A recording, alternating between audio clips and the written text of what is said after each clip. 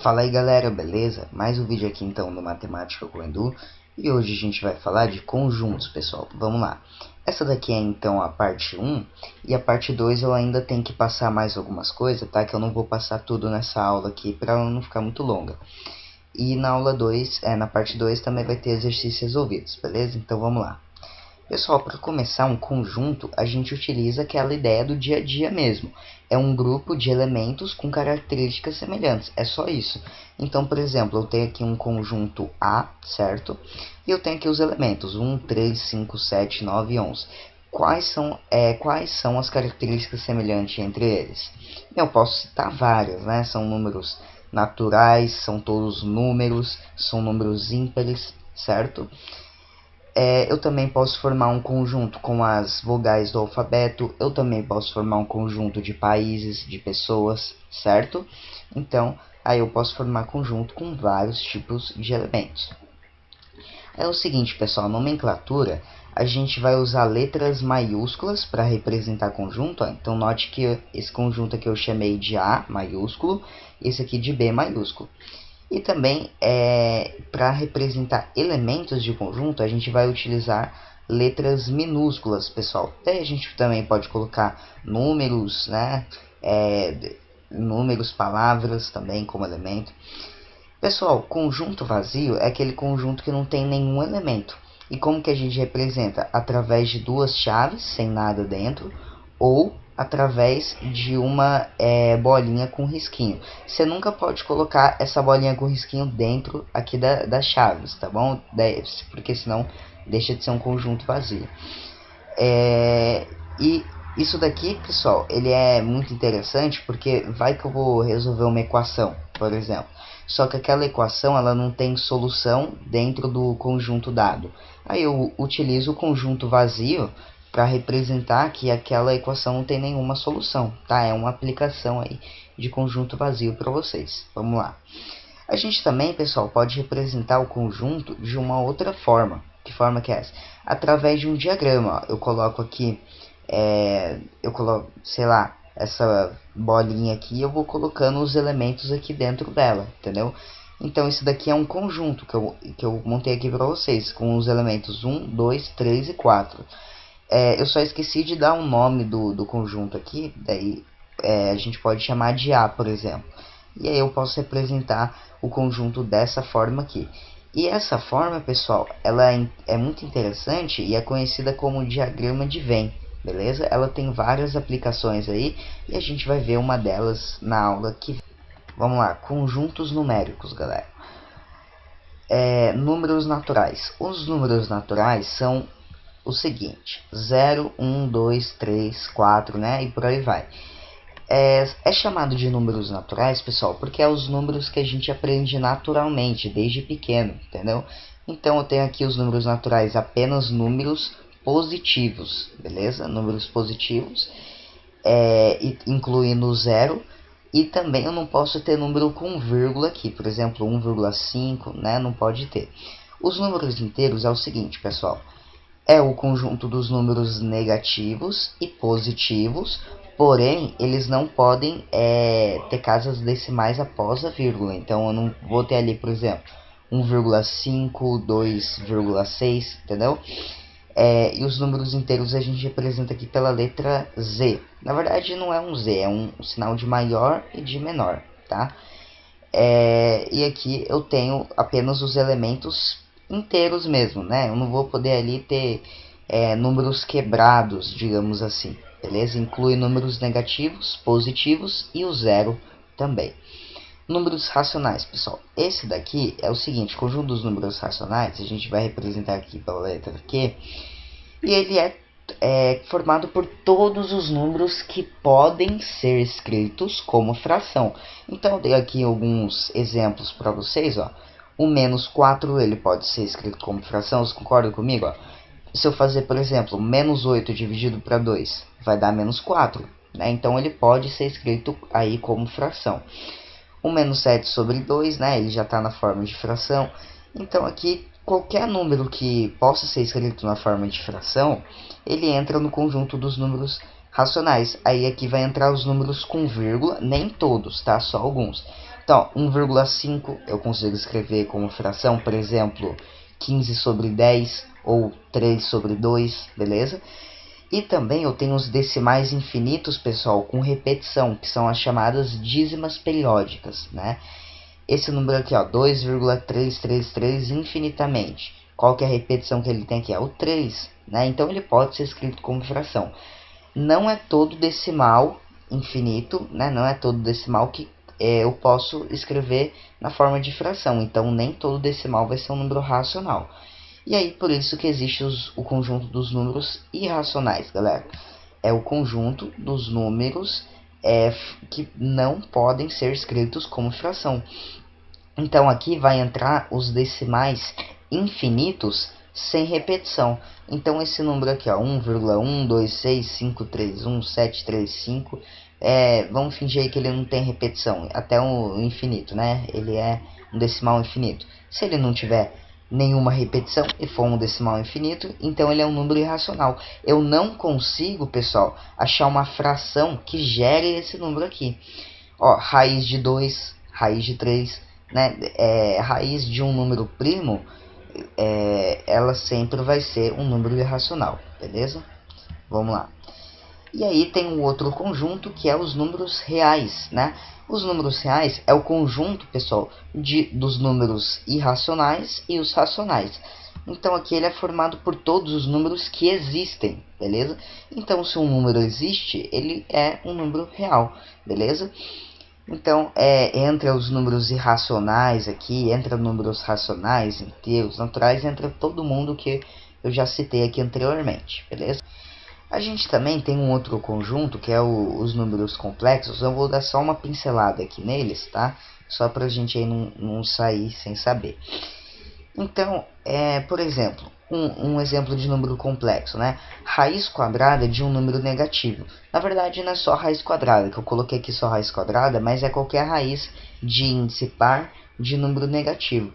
Vocês concordam comigo que, por exemplo, a gente viu, né, na radiciação que o valor de uma raiz ela é um número que elevado ao índice resulta o radicando. Se o índice, pessoal, ele é par, qualquer número elevado a um expoente par resulta em um número positivo. Então, não existe número que elevado a um expoente par resulte um número negativo. Então, a raiz quadrada de menos 4, por exemplo. Se eu pegar o 2, 2 ao quadrado é 4. E o menos 2, menos 2 ao quadrado também é 4 positivo. Então, aí surgiu os números complexos, né, pra gente, que é o conjunto dos números imaginários, para a gente representar esses números aqui, beleza? E a raiz quadrada de menos 1, pessoal, a gente chama pela letra I, né, de imaginário.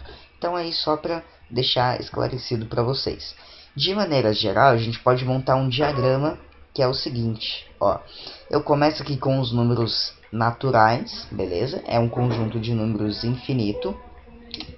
E aí eu tenho o conjunto dos inteiros, porque o conjunto dos naturais está dentro dos números inteiros, certo? O que vai mudar aqui é que os números inteiros são também, entra aí os números negativos. Os números inteiros e os números naturais estão dentro do conjunto dos racionais. Os conjuntos dos racionais, por sua vez, estão dentro dos números reais. E eu vou ter um conjuntinho aqui separado, que é o conjunto dos números irracionais. Note que não tem nenhuma intersecção entre o conjunto dos racionais e os irracionais. O que isso quer dizer? Não existe elemento comum entre eles. Até isso é bem lógico, né? Se um número ele é racional, necessariamente ele não é racional. É por isso que não pode haver um encontro aí, digamos, desses dois conjuntos. Mas os números irracionais são números reais. Então os números reais aqui engloba todo mundo, beleza? E a gente tem os complexos aqui que eu tinha mostrado para vocês. Aí o complexos é o conjunto de todos os outros. E esses números aqui que a gente diz que é os números que eu disse para vocês que são números imaginários, beleza? Vamos lá. E aí a gente tem alguns símbolos, né? Relação de elemento para conjunto. Vamos ver, ó. A gente vai ter dois, pessoal. Pertence e não pertence. Quando é que a gente usa eles? Olha só. Eu tenho aqui aquele conjunto B do início da aula, né, formado pelas vogais do alfabeto, e vamos pegar um elemento dele aqui, ó, porque é a relação de elemento para conjunto. O A, eu peguei aqui a letra A, né, que está no conjunto B. Pessoal, o A, ele pertence ao conjunto B, ó, eu estou analisando de elemento para conjunto. O A, ele pertence ao B, isto é, ele está dentro do B? Está, então eu uso esse Ezinho aqui, beleza? Coloquei aqui. Vamos ver um outro exemplo. Letra C. E letra C em relação ao conjunto B. A letra C, pessoal, ela pertence ao conjunto B? Não pertence. Então eu coloco esse Ezinho aqui com um risquinho, né? Para indicar que não pertence. Vamos lá, relação de conjunto para conjunto. Né? Agora eu vou ter conjunto e conjunto ali. Eu vou ter 4 símbolos aqui diferentes. Se eu estou analisando do conjunto menor para o conjunto maior, o menor ele só pode estar contido ou não estar contido. Está contido é ele está dentro, né? Não tem como uma coisa menor ela conter uma coisa maior, né? Ela tem que estar dentro, beleza? Então o menor ele pode estar contido, aí a gente usa esse Czinho aqui, e não está contido, a gente usa esse mesmo C, só que com um tracinho. Agora, se eu estou analisando do maior para o menor, pessoal, faz sentido eu falar que o maior ele está contido no menor? Não, né? Porque se ele é maior, ele não consegue estar dentro de uma coisa menor. Então ele contém e ele contém ou ele não contém. Então aí eu uso esse mesmo símbolo aqui, só que ao contrário, ó. Eu usei o símbolo do contido, do está contido ao contrário, e não contém, eu utilizo esse mesmo símbolo, só que com um tracinho aqui, beleza? Uma dica para vocês é que o lado aberto aqui do C, ele vai estar sempre apontado para o conjunto que é maior, beleza? Vamos lá então, ó. Eu tenho esse diagrama aqui que eu tinha feito para vocês, ó, e vamos analisar aqui algumas coisas, ó. O conjunto dos reais em relação aos números racionais. O conjunto dos reais é maior ou menor do que os racionais? É maior. Então, se eu estou vendo do maior para o menor, eu vou utilizar o contém ou o não contém. Aí, ó, o real, ele contém os racionais ou ele não contém? Ele contém, certo? Então, eu utilizo esse símbolo aqui. Vamos lá. Os números irracionais em relação ao conjunto dos números racionais. Então aqui, pessoal, eu estou analisando os irracionais e os racionais. Os irracionais está dentro dos conjuntos racionais? Não. Então eu coloco aqui não está contido, beleza? Números naturais em relação aos números complexos, olha só. Eu tenho aqui os números naturais e os números complexos, que é essa letra C aqui, que está em cinza, né? Em cinza, em preto, sei lá. Os números naturais, eles estão dentro dos números complexos, né? A gente tinha visto isso, que os números complexos é o conjunto dos números reais mais os números imaginários. Então eu coloco aqui está contido, né? Porque ele está dentro.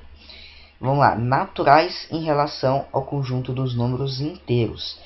Os naturais é esse daqui, ó, representado pela letra N, e os inteiros é esse cinza claro, representado pela letra Z. O que vocês podem perceber? Que os naturais né, o conjunto dos números naturais está contido dentro dos números inteiros. Né, ele está dentro ali. Então, se eu estou analisando do menor para o maior, eu uso esse Czinho ou esse outro aqui, com esse risquinho. Ele está dentro dos números inteiros? Está, então eu coloco está contido, beleza? Então é só isso aquilo ali. Vamos lá, operações com conjuntos. Eu vou dar um exemplo aqui na prática mesmo para vocês, ó. Eu tenho aqui um conjunto A, 1, 3, 5, 7, 9, 11, e um conjunto B, 2, 4, 6, 8, 10. Eu tenho a união, que é a soma de dois conjuntos. União é o que o próprio nome já diz, né? Eu vou unir os dois conjuntos ali. E como que eu represento a união? Através da letra, desse símbolo aqui, que parece a letra U, né? Então, ó, A união B significa a junção desses dois conjuntos. Então, ó, o que eu vou fazer? Eu vou juntar todos os elementos dele. Lembrando que os elementos que aparecem duas vezes, eu não preciso aí colocar ele duas vezes. Eu coloco ele uma vez só. Então, eu vou pegar o 1, o 2, o 3, o 4, o 5, 6, 7, 8, 9, 10 e 11, né? Nesse caso aqui não tinha nenhum elemento repetido, né? Então a gente não precisaria se preocupar em repetir o elemento duas vezes. Então eu peguei o elemento do A, peguei todos os elementos do A e todos os elementos do B e juntei tudo num conjunto só. E aí eu só coloquei aqui em ordem crescente para ficar mais bonitinho, tá bom? Vamos lá, subtração de dois conjuntos, pessoal. Ó, eu tenho aqui um conjunto A e eu tenho aqui um conjunto B, beleza? E aí eu quero A menos B. O que seria A menos B? A menos B é o seguinte, eu vou pegar todos os elementos de A, mas que não estão em B. Então, ó, eu pego todo mundo que é de A e que não está em B. Então, ó, é o seguinte, eu posso pegar esse 1 aqui? Eu posso, porque ele está em A e não está em B. Então, A menos B, eu não quero os elementos de B, é justamente porque eu estou subtraindo esse conjunto. Então, eu não quero nenhum elemento de B aqui. Então, pego todos os elementos que estão em A e não estão em B. O 3 eu posso pegar? Não posso, porque o 3 ele está no B, certo? Eu também não posso pegar o 5, porque o 5 está no B, nem o 7, nem o 9. E aí eu posso pegar o 11, porque ele está em A e não está em B, beleza? Notem, pessoal, que A menos B é diferente de B menos A. Porque B menos A, agora eu estou subtraindo o conjunto A, certo? Então, quero todos os elementos de B, menos aqueles que estão em A. Justamente porque eu estou subtraindo o conjunto A. Eu não quero nenhum elemento que esteja no A. Então, vai ser o 12, o 15 e o 17. Ó, eu não posso pegar o 3 porque está no A, não posso pegar o 5 porque está no A, nem o 7, nem o 9 e nem o 9, né? O resto, 12, 15, 17, eu posso pegar tranquilo aí, beleza? Então, A menos B é diferente de B menos A, beleza? Intersecção. Intersecção, galera, os elementos em comum aos dois conjuntos. A gente representa dessa forma aqui, intersecção. É o símbolo de união, só que ao contrário, beleza? Então aqui eu tenho esse conjunto A, o conjunto B, e a intersecção são os elementos que estão nos dois conjuntos ao mesmo tempo, beleza? E aí vai ser o 3, o 5, o 7 e o 9. Eu não posso pegar o 1 porque ele está somente no A. E eu não posso pegar o 11 porque ele está somente no A. Opa, assim como também não posso pegar o 12, nem o 15, nem o 17, porque esses elementos estão apenas em B. Eu tenho que pegar os elementos que estão nos dois conjuntos ao mesmo tempo. E aí, com essa ideia de intersecção, a gente pode falar que a subtração de dois conjuntos é o conjunto, por exemplo, A menos B. Ele é o conjunto A menos a intersecção dos dois conjuntos. Então aqui, ó, eu estava pegando o conjunto A aqui. 1, 3, 5, 7, 9 e 11. A menos B, eu pego todos os elementos que estão em A, mas não estão em B. E aí eu retiro aqueles elementos que estão nos dois. É por isso que eu faço o conjunto A menos a intersecção dos dois conjuntos. Essa daí, então, é a subtração. E aí, através de diagrama, a gente apresenta da seguinte forma, pessoal. A união B. Eu tenho digamos que esse conjunto azulzinho aqui é o conjunto A e esse vermelho é o conjunto B. É tudo isso daqui, ó. Percebam que eu tô toda essa região pintada aqui dessa cor representa a união B, porque eu estou pegando todos os elementos aqui dos dois conjuntos. A intersecção B, agora eu quero pegar apenas aqueles elementos que fazem parte dos dois. Então vai ser esse meio aqui onde os conjuntos se encontram. A menos B. Então eu vou pegar todo o conjunto azul e tirar todos aqueles elementos que estão no conjunto vermelho. Então aqui eu peguei só essa região aqui, ó, porque eu não posso pegar esses elementos, porque eles estão ao mesmo tempo no A e no B. Vamos lá. E aí, para terminar, pessoal, multiplicação, né, e o produto cartesiano, que é o produto cartesiano. O produto cartesiano de dois conjuntos, por exemplo, A vezes B, é uma multiplicação dos conjuntos, né, o produto cartesiano. E aí eu vou pegando cada elemento de A e juntando com os outros elementos de B. Tá como se eu fizesse uma distributiva, digamos assim, ó. Eu pego 1 com 7, 1 com 8, 1 com 9, depois o 3 com 7, 3 com 8, 3 com 9, depois o 4 com 7, 4 com 8, 4 com 9, depois o 5, 5 com 7, 5 com 8 e 5 com 9. Então percebam que eu não multiplico os valores de fato, né? Eu vou pegando, é como se fosse uma distributiva. Eu pego cada elemento aqui do A e eu vou combinando com os outros elementos do B. É importante que vocês tenham em mente que A vezes B é diferente de B vezes A. Porque, ó, esses pares aqui que eu formei, ó, 1 com 7, 1 com 8, né, são pares ordenados. O que significa pares ordenados? É que a ordem dos elementos importa. Então, se eu tiver 1 e depois o 7, é diferente, né, totalmente diferente do 7 primeiro e o 1 depois. Então, o par ordenado é aquele par de elementos em que a ordem importa entre eles, tá bom? Então, se eu pegar o B vezes o A, seria 7 com 1, 7 com 3, 7 com 4, e aí já iria alterar a minha ordem, né? E a gente viu que o par ordenado, a ordem importa. O par ordenado é o seguinte, os pares ordenados são pontos do plano cartesiano. O que é plano cartesiano? Ele é isso daqui, né, que a gente utiliza para fazer gráfico na maioria das vezes, tá bom? A gente vê muito ele aqui para fazer gráfico, função, né, esse tipo de coisa.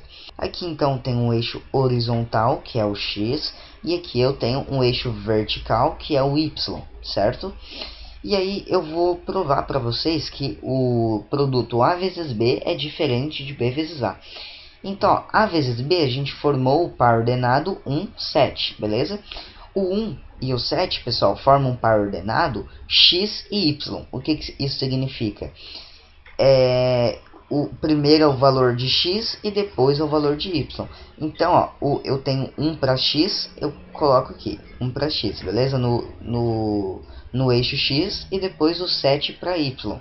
Então, eu tenho aqui até o ponto 7 ali para o y.